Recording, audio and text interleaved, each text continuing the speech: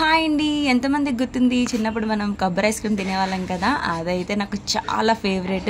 నాకు తెలిసినంత మట్టుకి మన ఏజ్ గ్రూప్లో ఉన్న వాళ్ళందరికీ ఈ కొబ్బరి ఐస్ క్రీమ్ తప్పకుండా తెలిసే ఉంటుంది, పరిచయాలే అవసరం లేదు. సో చిన్నప్పుడు అయితే ఆ గంట సౌండ్ వినబడగానే చాలు ఆ తాత వెనకతలు అయితే పరిగెట్టుకొని వెళ్ళాం. అమ్మ వాళ్ళ దగ్గరికి అయితే వెళ్ళి అమ్మ డబ్బులు ఇవ్వు డబ్బులు ఇవ్వు డబ్బులు ఇవ్వు అని పీకితే అమ్మ మాత్రం నిన్ననే కదా తిన్నావు, ఎన్నిసార్లు తింటావు అని గెసిరేది. అయినా సరే అమ్మను పీక్కు తిని మరి ఆ 2 రూపాయలు పట్టుకొని వెళ్ళి ఆ ఐస్ క్రీమ్ కొనుక్కొని తెచ్చి ఒక గట్టు దగ్గర కూర్చొని తింటే ఆ హ్యాపీనెస్సే వేరు. కానీ ఇప్పుడైతే ఇవి ఎక్కడ కనిపించటం లేదు. సో నాకైతే చాలా నుంచి ఐస్ క్రీమ్ తినాలనిపిస్తుంది, అందుకే నేను ఇంట్లో అయితే ప్రిపేర్ చేశాను. కానీ నాకైతే మాత్రం చాలా సూపర్గా కుదిరింది అండ్ అలాగే చాలా ఈజీ కూడా. నేను ఏదో చేసేస్తారేమో అనుకున్నాను, కానీ ఇలా నేను ఒకసారి ట్రై చేశాను. నాకైతే పర్ఫెక్ట్గా ఎలా అయితే మనం కొబ్బరి ఐస్ క్రీమ్ తినేవాళ్ళమో అలానే కుదిరింది. సో నాకైతే చాలా బాగా నచ్చింది.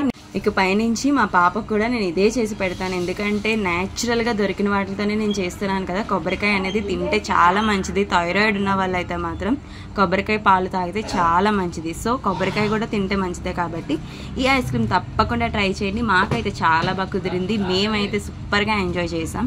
పిల్లలకు కూడా ఎటువంటి కెమికల్స్ అవి కలకుండా చక్కగా మంచిగా ఆరోగ్యానికి కూడా మంచిది కాబట్టి చేసి పెట్టండి, తప్పకుండా బాగుంటుంది.